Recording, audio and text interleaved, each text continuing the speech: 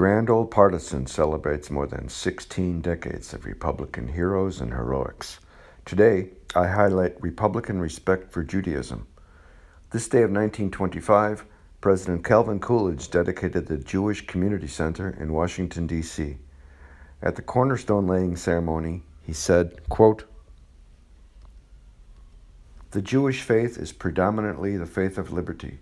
From the beginnings of the conflict between the colonies and the mother country, they were overwhelmingly on the side of the rising revolution. It is easy to understand why a people with the historic background of the Jews should thus overwhelmingly and unhesitatingly have allied themselves with the cause of freedom. From earliest colonial times, America has been a new land of promise to this long persecuted race. Our country has done much for the Jews who have come here to accept its citizenship and assume their share of its responsibilities in the world.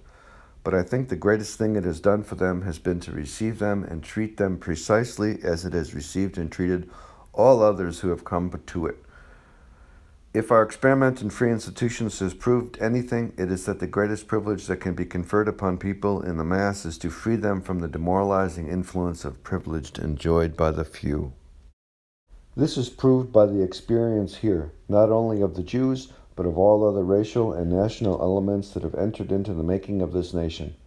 We have found that when men and women are left free to find the places for which they are best fitted, some few of them will indeed attain less exalted stations than under a regime of privilege. But the vast multitude will rise to a higher level, to wider horizons, to worthier attainments. Back to basics for the Republican Party is my civil rights history of the GOP. To quote the book, "The more we Republicans know about the history of our party, the more the Democrats will worry about the future of theirs." For more information, see grandoldpartisan.com.